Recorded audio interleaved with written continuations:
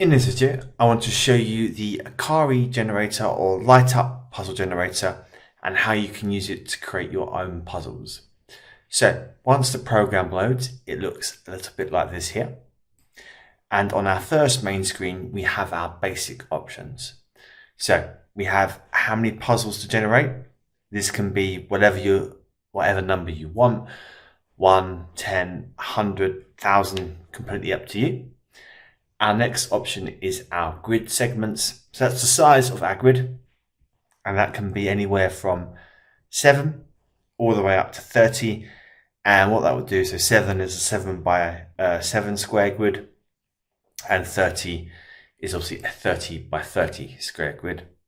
After this is our difficulty setting. So we've got easy, medium, hard, and extreme. Now, it's worth noting on these two particular options, the larger the puzzle and the higher or harder the difficulty is, the longer it will take to generate these puzzles. So do bear that in mind when you're creating and waiting for them to generate.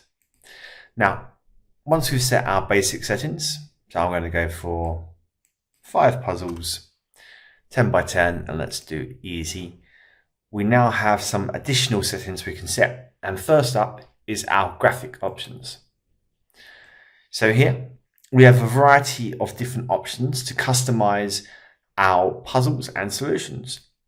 First up is our grid options. So that's our grid border, what you can see here in black. We can make that transparent, hit update to see a preview. And obviously we can change the color from black to whatever you like. And additionally, we can change the thickness as well. After this are our light options. That's these here. These are our lights. By default, it will draw a circle for you. And then you can make that circle transparent. Change the color of that circle by putting in a hex code and change the size of that light as well. And what we can also do, say you don't like the circle, or you want to customize your puzzle further and put a little story behind it, you can change that completely. For example, if you made up a story that you needed to place dogs on a garden to make sure the garden was fully guarded from intruders, you could tick this here, so use a custom image for our light. And then if I go here and choose my picture of my dog, hit open, and update, I then have my dog in here instead. And then finally, our next option is for our cell options.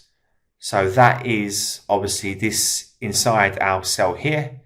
We can make that transparent, obviously if we're creating a PNG file, or we can change the color. So for example, if we are doing a garden, let's change that to green and update like so. Now you probably want to choose the JPEG I chose doesn't have transparent background. Obviously it's JPEG, but obviously to make that look nicer, you'd choose a graphic with a transparent background if you're not using white as the background. And then finally, we have an option here to choose our font, which then changes the font for our clues. And additionally, we can change the color of this as well. So for example, let's just show you a transparent one. I'll go in my images, change the PNG, and let's put a rose, flower, update. As you can see then, it is transparent on here because the file is actually transparent. And then once you're happy with your settings, hit done. And then lastly, we have our file options. So here we can choose our format that we want to save our puzzles in, either PNG, JPEG, or BMP. And then we can choose our output folder for our puzzles and our output folder for our solutions. Hit done. And then if we hit generate here, we'll see this little progress bar up here, over here, which will show us the progress of our puzzles And as they're completed, you can also see the preview of them here as well.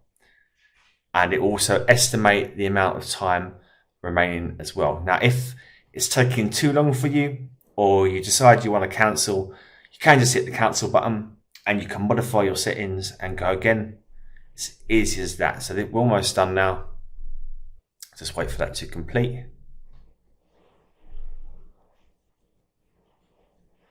And if we go into my puzzles,